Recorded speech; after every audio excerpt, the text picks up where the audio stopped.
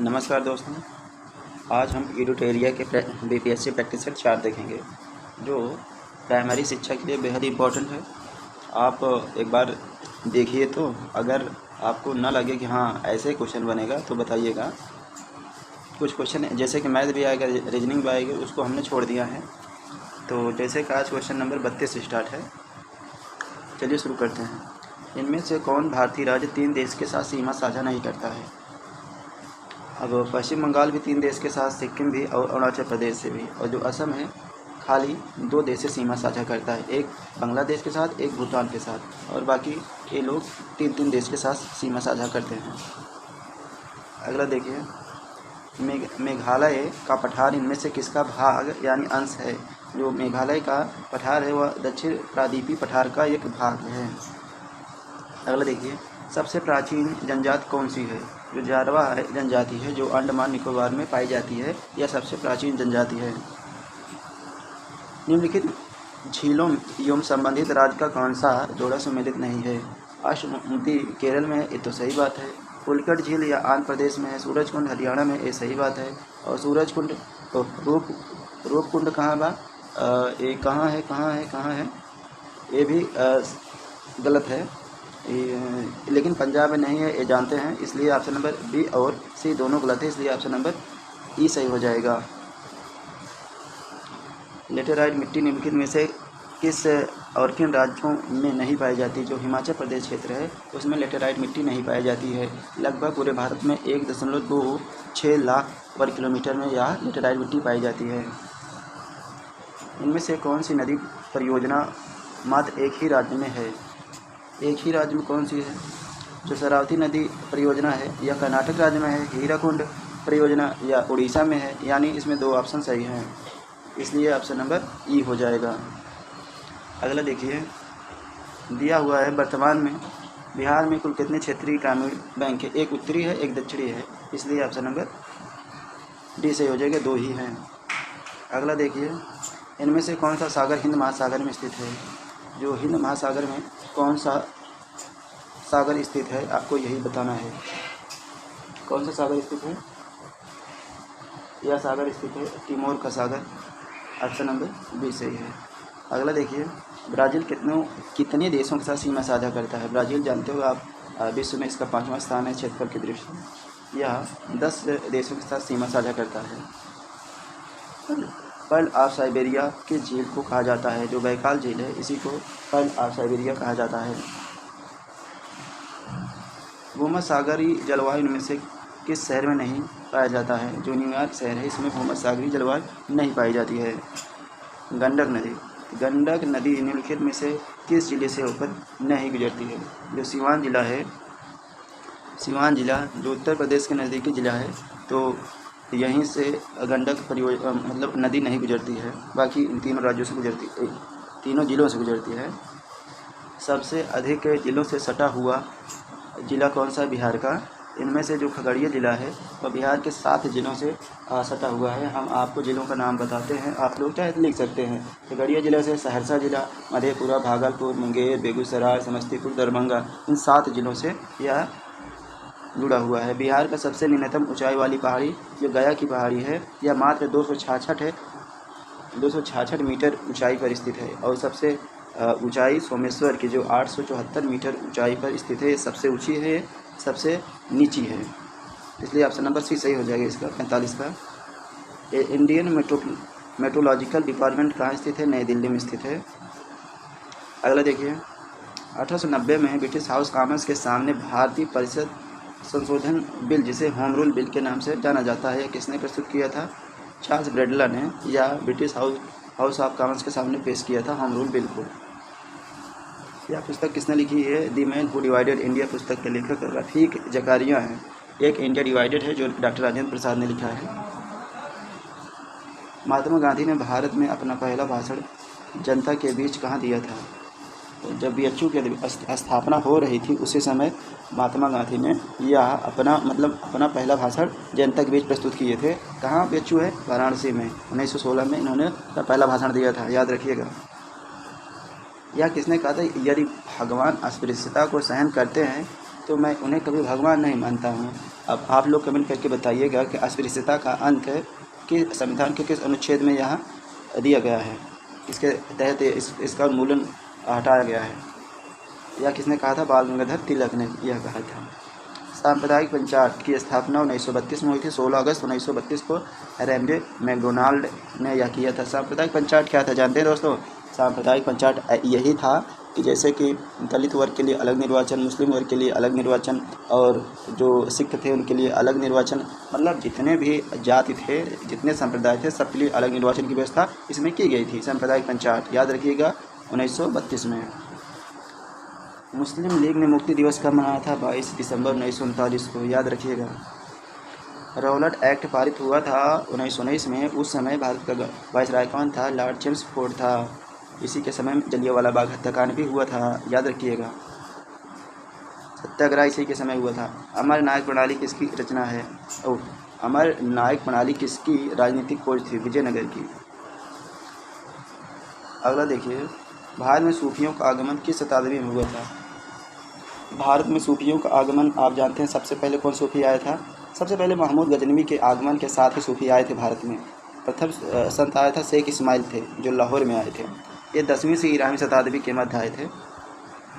अलवार, जो अलवार संत थे, 12 अलवारों और 63 नैनार थे, जानते हो ना? अलवार विष्णु के उपासक थे, नैनार शिव के उपासक थे। ये तो सरल था। हितोपदेश पुस्तक के लेखक नारायण पंडित हैं। हितोपदेश के लेखक नारायण पंडित जी हैं। किस भारतीय शासक ने विदेशों में आधुनिक पद्धति से दूतावास स्थापित किया था? वह बहुत समय पहले की बात थी, टीपू सुल्तान ने यह स्थापित किया था। अगला देखिए, किस अधिनियम के तहत अखिल भारतीय संघ की स्थापना हुई थी? अखिल भारतीय संघ की स्थापना भारत सरकार अधिनियम 1935 के तहत किया गया था। अखिल भारतीय संघ की स्थापना। अगला देखिए, जागीर संकट सिद्धांत किसने प्रतिपादित किया था? जागीर संकट मुगल शासन को यह समझ लीजिए उसी समय का था, लेकिन यह प्रतिपादित किए थे सतीश चंद्र ने। ये इतिहासकार है ना, सतीश चंद्र की आप लोग बुक पढ़े होंगे। ब्रिटिश संसद में चार्ल्स बोर्ड ने किस वर्ष इंडियन काउंसिल बिल पेश करते हुए निरंकुश सरकार की वकालत की थी? निरंकुश सरकार की वकालत की थी। कब की थी यही आपको बताना है। जो 1861 में हुआ था, उसी में यह बिल पेश किया गया था, चार्ल्स बोर्ड के समय। अगला देखिए, क्रिप्स मिशन के साथ कांग्रेस का आधिकारिक वार्ताकार कौन था? 2 थे आधिकारिक वार्ताकार, एक जवाहरलाल नेहरू थे, एक मौलाना आज़ाद थे। ऑप्शन नंबर ए सही है। अगला देखिए, भारतीय पत्रकारिता के जनक आप जानते हैं राजा राम मोहन राय है। इनकी सबसे ज़्यादा फेमस संवाद कौमुदी, मिरातुल अखबार, बंगदूत आदि की इन्होंने प्रकाशन किया है। जो दांडी यात्रा के समय कौन सा आंदोलन प्रारंभ हुआ था? आप जानते हैं सविनय अवज्ञा आंदोलन 1930 के में शुरू हुआ था। अभी एक प्रैक्टिस सेट में एक क्वेश्चन आया था। कॉमन बिल पुस्तक के लेखक एनी बेसेंट है। फ्री हिंदुस्तान के तारकनाथ है। India divided doctor Rajendra Prasad. Unhappy पुस्तक के लेखक लाला लाजपत राय। अब सब मिलान हो गया है, कोई दिक्कत नहीं इसमें टिक मारने की। ब्लेटली द्वारा शुरू किए गए सहायक संधि के हस्ताक्षर करने वाले राज्यों का सही क्रम कौन था? सही क्रम कौन था? सबसे पहले हैदराबाद ने 1798 में, फिर मैसूर 99 में, फिर तंजावुर जो था वो भी 99 में, फिर अवध 1 2 3 4 1 2 3 4। ऑप्शन नंबर 1 सही है। जो आंग नेपाल युद्ध हुआ था 1814 और 16 में, तो किस संधि के तहत समाप्त हुई थी? जो सुगौली की संधि हुई थी 1816 में, उसी के तहत यह युद्ध समाप्त हुआ था। सार्वजनिक निर्माण विभाग और लोक शिक्षा विभाग स्थापित करने का श्रेय किस गवर्नर जनरल को जाता है? लॉर्ड डलहौजी को जाता है।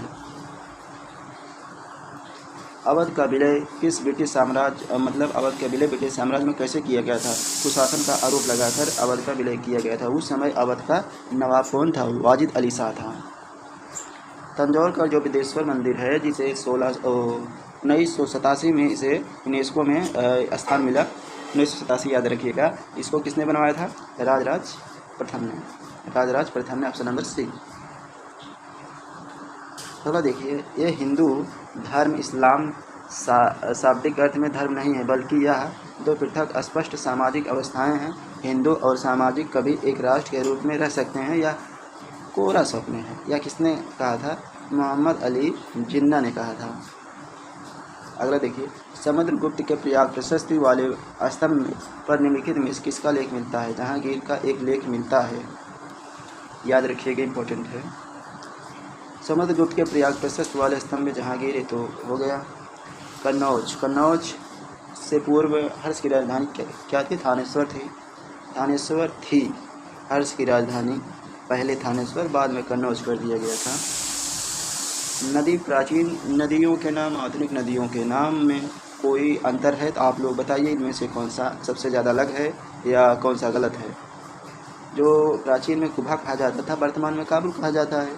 जो प्राचीन में पलसुड़ी कहा जाता था, आज रावी कहा जाता है। सतनीरा को गंडक कहा जाता है, शतुद्री को सतलज कहा जाता है। इनमें से उपर्युक्त में से अधिक, यानी सभी सही है। भूदान आंदोलन आप जानते हैं कि आंध्र प्रदेश के पोचमपल्ली जो है, आंध्र प्रदेश के तेलंगाना क्षेत्र में एक पोचमपल्ली पड़ता है गांव, वहीं से भूदान आंदोलन विनोबा भावे द्वारा शुरू किया गया था। ऑप्शन नंबर सी, याद रखिएगा दोस्तों।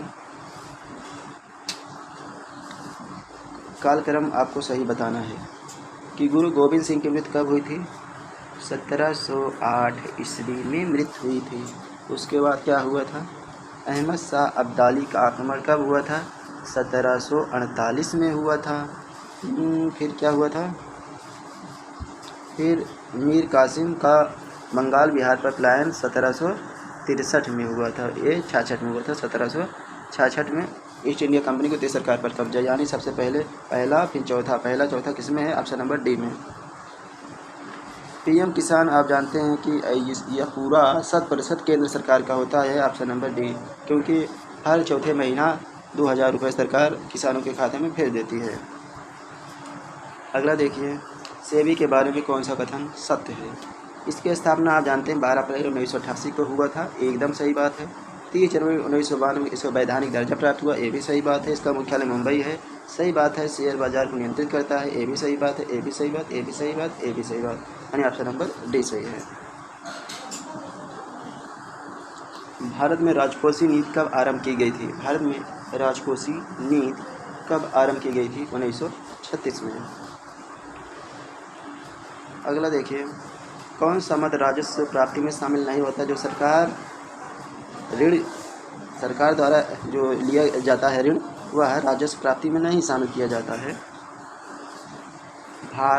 अखिल भारतीय ट्रेडिंग इनाम नैम टैग लाइन क्या है? उत्तम फसल उत्तम इनाम, ऑप्शन नंबर ए इसकी टैग लाइन है इनाम का। इंटीपोर्ट व्यापार से तात्पर्य क्या है? इंटीपोर्ट व्यापार का मतलब है कि जैसे हमने किसी देश से आयात किया और उसको हम किसी दूसरे देश में निर्यात करते हैं, तो वही होता है इंटीपोर्ट। मतलब हम एक देश से सामान मंगाएं और वही सामान दूसरे देश में निर्यात कर देते हैं, तो वही होता है इंटीपोर्ट। निर्यात के लिए आयात की गई वस्तुएं। विश्व बैंक के द्वारा कौन सा प्रकाशित नहीं की जाती है? विकास बैंक संकेत ये प्रकाशित की जाती है। वैश्विक वित्तीय रिपोर्ट ये भी की जाती है। वैश्विक आर्थिक संभावना रिपोर्ट ये भी की जाती है। ये जहाँ डूइंग बिजनेस रिपोर्ट ये भी सही की जाती है। मतलब चारों इनमें से सही है, यानी ऑप्शन नंबर ई सही है। अगला देखिए, जो भारत सरकार में बजट पेश किया जाता है, वह बजट बनाने का अधिकार संविधान के किस अनुच्छेद में मिलता है? अनुच्छेद 112 के तहत भारतीय वार्षिक वित्तीय विवरण का उल्लेख 112 में मिलता है, ना कि बजट का।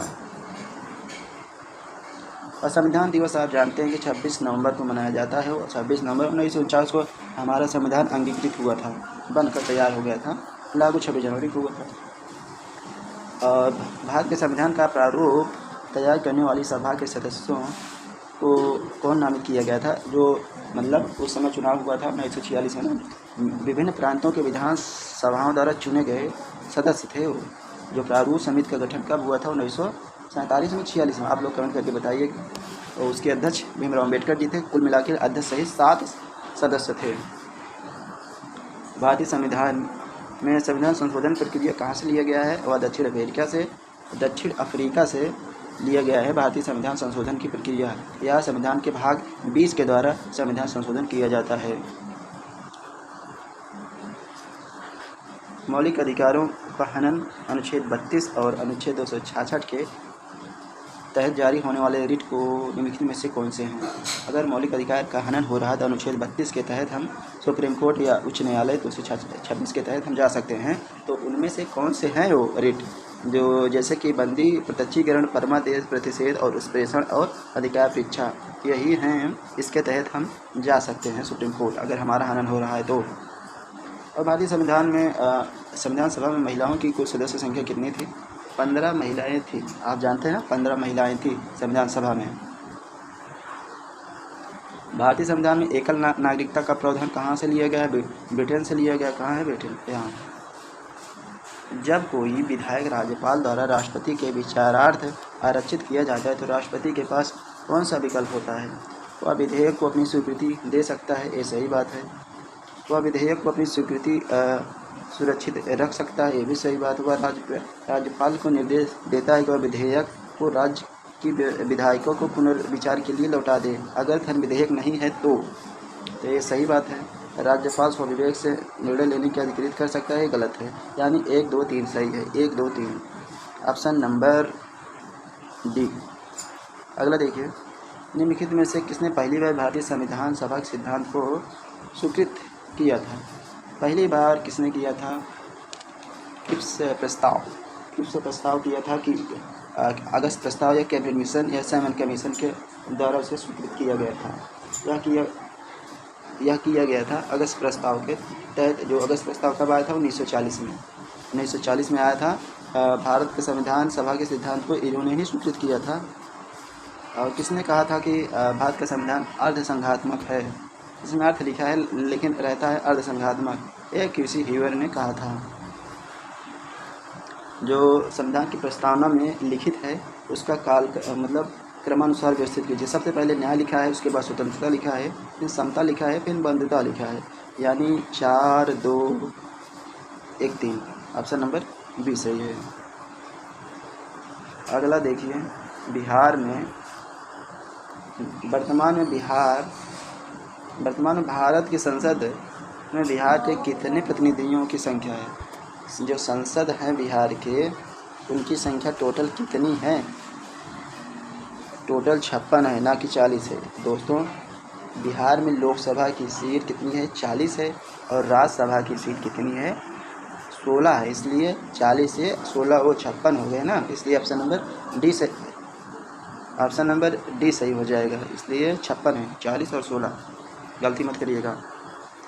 भारत के महान न्यायवादी के संबंध में कौन सा गलत कथन का चयन करें? नियुक्ति राष्ट्रपति द्वारा की जाती, सही बात है। संविधान में पारिश्रमिक तय है, बिल्कुल गलत बात है। उनका कोई पारिश्रमिक तय नहीं है। सुप्रीम कोर्ट में भारत सरकार का प्रतिनिधित्व करता है, ये भी सही बात है। देश के सर्वोच्च कानूनी अधिकारी होता है, ये भी सही बात है। यानी ऑप्शन नंबर बी सही है, क्योंकि यही गलत है। अगला देखिए, कौन सा राज्य सबसे अधिक पड़ोसी राज्यों से घिरा है? जो असम है, यही सबसे अधिक पड़ोसी राज्यों से घिरा हुआ है। इनमें से कौन सा वृक्ष या पेड़ सबसे अधिक ऊंचाई पर पाया जाता है? जो देवदार का वृक्ष है, जो हिमालय क्षेत्र में पाया जाता है, लगभग 1500 से और 2500 की ऊंचाई पर पाया जाता है। किस राज्य में रबर, तंबाकू, कॉफ़ी और तीनों प्रचुर मात्रा में उत्पादित किए जाते हैं? कर्नाटक में। कर्नाटक में ये तीनों प्रचुर मात्रा में उत्पादन किए जाते हैं। रबड़ में आप जानते हैं कि केरल है, लेकिन तंबाकू में आंध्र प्रदेश, कॉफ़ी में कर्नाटक है, लेकिन तीनों कर्नाटक राज्य में उत्पादित किए जाते हैं। पटना से चेन्नई जाने के बीच के राज्यों को चिन्हित कीजिए। अगर हम पटना से जा रहे हैं कहाँ? चेन्नई। पश्चिम बंगाल से उड़ीसा, फिर आंध्र प्रदेश जाएंगे ए, फिर उत्तर प्रदेश, फिर मध्य प्रदेश, ये तो गलत है। झारखंड, उड़ीसा, आंध्र प्रदेश, इससे चले जाएंगे। झारखंड, छत्तीसगढ़, आंध्र प्रदेश, गलत है। यानी ऑप्शन नंबर ई सही हो जाएगा इसका। अगला देखिए, कौन सा परमाणु संयंत्र और उनकी अवस्थिति का सही विकल्प नहीं है? कोटा राजस्थान में, सही बात है। तारापुर महाराष्ट्र में, नरोड़ा उत्तर प्रदेश में है। जो काकरापारा है कर्नाटक में नहीं, गुजरात में है। काकरापारा कहाँ है? गुजरात में। अगला देखिए, कौन सा बंदरगाह प्राकृतिक बंदरगाह नहीं है? जो चेन्नई बंदरगाह व प्राकृतिक बंदरगाह नहीं है। प्राकृतिक बंदरगाह चेन्नई के अलावा नाहवा सोवा बंदरगाह, वो भी एक कृत्रिम बंदरगाह है। यह सबसे पुराना बंदरगाह है, बाकी सभी प्राकृतिक हैं। कांडला आप जानते हैं इसका नया नाम दीनदयाल उपाध्याय हो गया है, जो कि गुजरात में मुंबई का मुंबई है, और पारादीप आप जानते हैं कि उड़ीसा में है। अगला देखिए, कोलाइडी विलयनों की शुद्धिकरण निम्नलिखित में से किस विधि के द्वारा नहीं किया जा सकता है। कोलाइडी विलयनों का शुद्धिकरण किस विधि द्वारा सही नहीं किया जा सकता है। जो इलेक्ट्रोलिसिस होता है इसी के द्वारा शुद्धिकरण नहीं किया जा सकता, बाकी तीनों से किया जा सकता है। जंतु विज्ञान की वह शाखा जिसके अंतर्गत सरीसृपों का अध्ययन किया जाता है वह कहलाता है हर्पिटोलॉजी। हर्पिटोलॉजी कहलाता है। ऑप्शन नंबर बी सही है। कोशिका, जो कोशिका में 80% जल पाया जाता है, कोशिका की खोज रॉबर्ट हुक ने किया था। पेंसिलिन का उत्पादन संभव है एक फफूंद से। पेंसिलिन की खोज किसने किया था। अलेक्जेंडर ने किया था। पौधे के किस भाग से केसर प्राप्त होता है। वर्तिका से। भारत में केसर उत्पादन सबसे ज़्यादा कहाँ होता है। जम्मू कश्मीर में, याद रखिएगा। कृत्रिम उपग्रह धरती से सुस्पष्ट रूप से ट्रैक किया जा सकता है किसके द्वारा। डॉपलर प्रभाव के द्वारा इसे ट्रैक किया जा सकता है। मानव शरीर में रक्त की मात्रा पूरे शरीर के भार का लगभग कितना % होता है। 7 से 8% होता है। प्रेरकत्व की मात्रा क्या होता है। हेनरी होता है। प्रेरकत्व का मात्रक हेनरी होता है। गैस को ठोस में बदलना। अगला देखिए, साधारण कांच निम्नलिखित में से किसके मिश्रण होते हैं। Silica, sodium silicate, calcium silicate के, मतलब आयरन का छोड़ के सभी के हैं, इसलिए ऑप्शन नंबर ई सही हो जाएगा। अगला देखिए, निम्न में से सर्वाधिक विद्युत धनात्मक कौन सा है। फ्रेंसियम सर्वाधिक धनात्मक होता है और सर्वाधिक ऋणात्मक फ्लोरीन होता है, यानी सर्वाधिक धनात्मक फ्रेंसियम और सर्वाधिक ऋणात्मक फ्लोरीन होता है। अगला देखिए, प्रकाश का क्वांटम सिद्धांत का प्रतिपादन किसने किया था। आइंस्टीन ने यह प्रतिपादन किया था। निकल कैडमियम बैटरी का प्रयोग निम्नलिखित में किसमें किया जाता है। यह किया जाता है कार्डलेस इलेक्ट्रॉनिक उपकरण द्वारा मोबाइल फ़ोन में, यह मतलब एक से अधिक है। अगला देखिए, किसी विलयन उपस्थिति में हाइड्रोजन आयन का सांद्रता ज्ञात करने के लिए कौन सा स्केल प्रयोग किया जाता है। pH स्केल का प्रयोग किया जाता है। अगला देखिए, किसी तत्व को पीट कर पतली चादर बनाया जाता है, वह तत्व होगा धातु ही पीट कर इसे पतली चादर बनाया जा सकता है। दोस्तों, अगर हमारे चैनल पर नए हो तो आप लोग प्लीज़ सब्सक्राइब कर दीजिए और लाइक कर दीजिए और शेयर भी कर दीजिए।